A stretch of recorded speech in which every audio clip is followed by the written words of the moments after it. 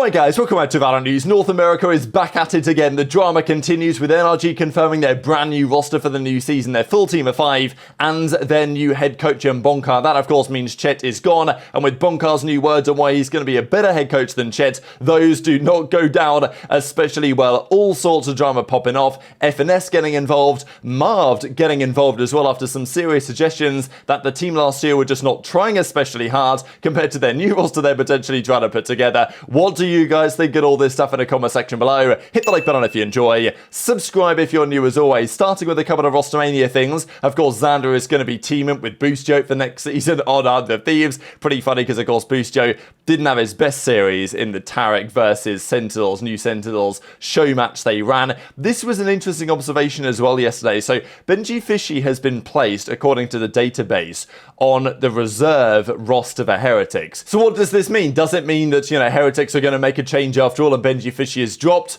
Very, very unlikely. I don't think that is happening. It seems more likely that he's trying to play some sort of tournament. And anyway, there's rumors on this that he's playing for another team in the Spotlight series in EMEA. And it seems that there might be some sort of rule here where Riot Games are like, well, if you're an active player for one team, you can't then play and sub in for another team for a period of time. So I guess we'll see if this comes true or not. But that's the theory right now anyway, that, they've got to put him on the bench so that he can play this other tournament, and then they're going to bring him back to the active team in the very near future. This on DRX, they confirmed that Freeing and High and Min are both going to be joining their starting roster. So this was known for a few days now, but still, the DRX rebuild is surprising to say the very least. The Bayon, execution, basically they got rid of him, and of course, Foxy9 and Buzz also out the door as well. So Freeing and High and Min, I don't know what DRX are really playing at here, but look, we'll see if it works out for them. Of course, T1 are going to look to capitalize as well. There are rumors that,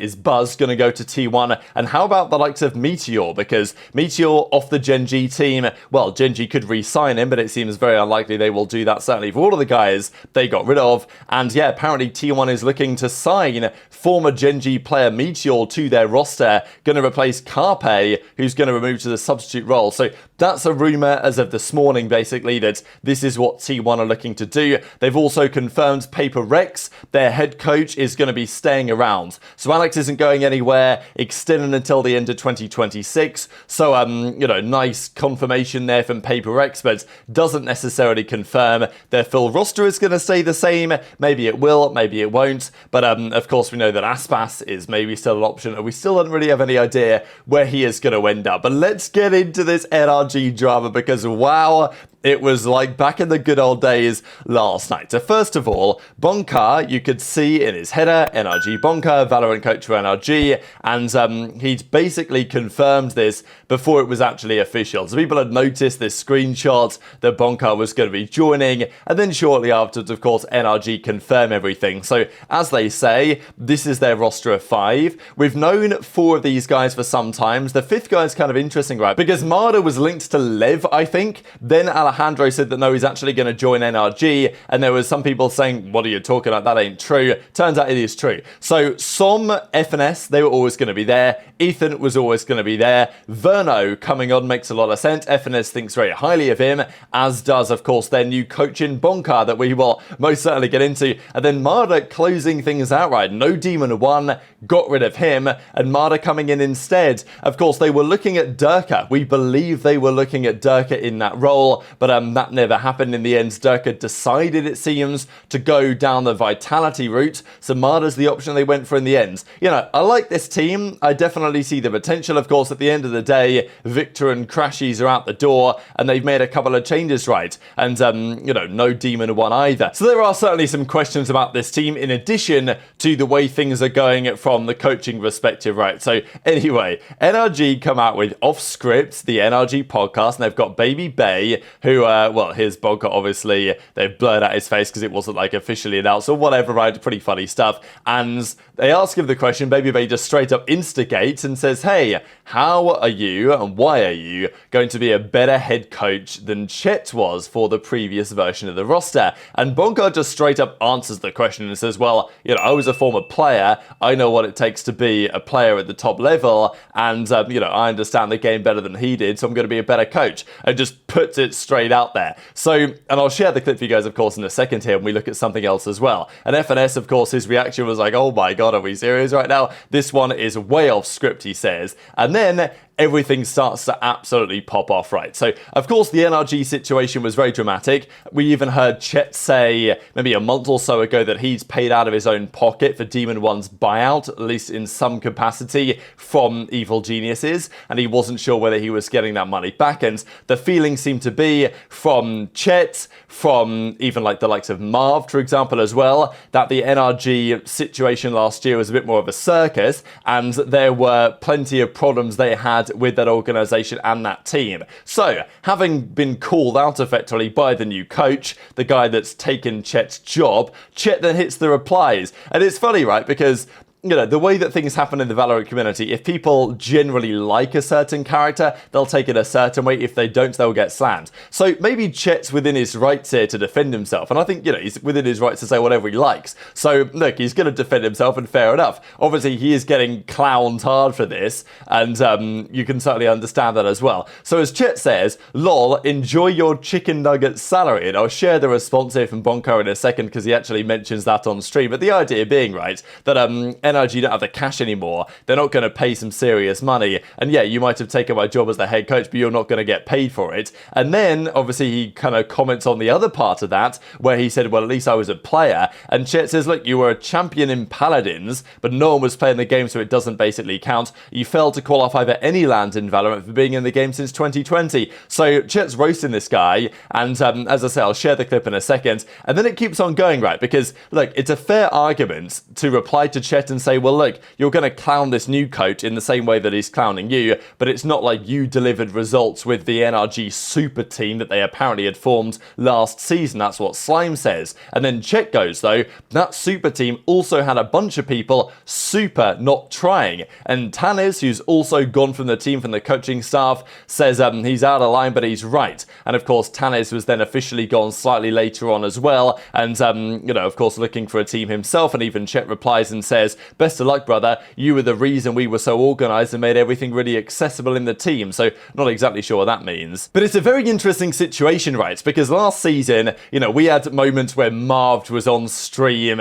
like in the early hours of the morning, you know, maybe off the Bapardu a little bit, playing a game the next day. And the implication is here from Chet that certainly Demon 1 and Marved, I mean, look, when that team was formed last season, I think there was an expectation that they would just go in and win because of the talent they had. That didn't happen, and clearly the members of the team weren't putting in their 100%. I think this is like kind of a known thing really now, and there even was a comment from Marved on stream. I don't have a clip of this, but apparently Marv basically did say that, like, yeah, he wasn't giving 100%, but neither were the rest of his team. So that's the point, I guess, is that, well, if Chet is going to say, well, it's not my fault, the players weren't trying, it's like, well, sure, but equally, that is kind of like the coach's job, right? I think that's the other argument. That if your team isn't putting in the effort, then, you know, who's responsible to ensure the team maintains that accountability and team atmosphere? Because, you know, my read on Chet is that he's a good strategist and can come up with, you know, but is he a good man manager, I guess is the question.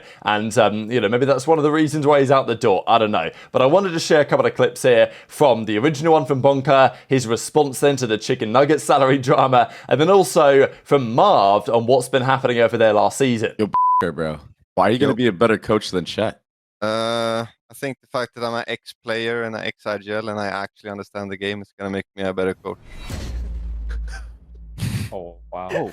Damn! Really? We're doing that? Yeah! We're doing that. Oh, what up, sis? Don't give them time to reposition. I didn't see exactly what he wrote. Something about chicken nuggets salary, I think. But I like chicken nuggets, so I don't mind that. Chicken nuggets is like really nice. Depends on how many though. Here. You're talking 20 pack a day? That's pretty good to me. Here. Here we go. No, I'm just kidding. That is fucked. Wait, so if John cut Austin and picked up Verno, John thinks Verno's better than Austin? Nah, that's cap. Any requesters? It's not true. That's just Yeah, false. For you too. They posted content with him 3 days ago too. The perfect Switching player. My sides. name is my name is John. Austin is the perfect player, but I'm gonna cut him. I'm sorry, John. I don't know why I'm doing this. It's actually fucked. Why am I doing this? John's actually like a really nice guy. One of my favorite teammates of all time. But like, you know, I think he deserves it, bro. Cause he's just sometimes he just slides under the rug. You think he just like, you know, somehow throughout all the drama, he just saves himself somehow all the time. And it's just not acceptable. You have to take a little bit of, you know, I'm gonna live. just like, I'll be there. you know, like fuck. Somehow, like everyone else is blamed, but John's sitting there just quiet. So Marv's clearly not impressed at the way things have been going at NRG, not impressed at the fact that FNS is seemingly choosing Verno over Crashies, that's basically who he mentions there. So, you know, I get it though, personally, and I think it's difficult, like, it doesn't paint many of these individuals in an especially good light at all. Like, I don't think it's really a great look for Chet, it's, you know, for Bonkar, it's like neither here nor there, like whatever, it's kind of funny. I would say, let's just see how things go. I don't think it's an especially good look for Marved, and of course for the likes of Demon 1 as well, that they've now sold to Liv, we believe. It's like, what happened there behind the scenes last season? I don't know the answer. All I do know is it's entertaining as ever for the Valorant community, and as FNS tweets out what is going on right now, and Chet's like, look, get the warehouse ready, set up the boxing ring, I'm going to take on Bonkar 1 versus 1 to the death. So very entertaining stuff as ever. I know that Chet even went on to tweet out like, you know, happy World Mental Health Day. So then, you know, people are replying with FNS's face in reaction to this, but massively intrigued to your thoughts as ever on all this drama in the comment section below. I guess just one final question for you guys as Valid then tweets out, you know, who won, Chet or Bonkar, who you take it on this one? And look, I can see the argument from both sides. I don't think that Chet necessarily deserved to get as clowned as he has done as a result of all this stuff, but who won the beef so far? You gotta say Bonkar, right, overall, and you know, at least in my opinion, and he is getting the slight benefit of the doubt as it stands. But at the end of the day, we've got to see how NRG perform. If they do well with Bonkar in the roster as their head coach, and of course with Verno in as well, who I'd imagine would have been an acquisition Bonkar was looking to make, then that will prove something. And if they don't perform well, then Chet will, I'm sure, be clapping back on the timeline. So very much enjoyed your thoughts as ever in the comments. Hit the like button if you enjoyed, subscribe if you're new, take care, and I'll see you next time.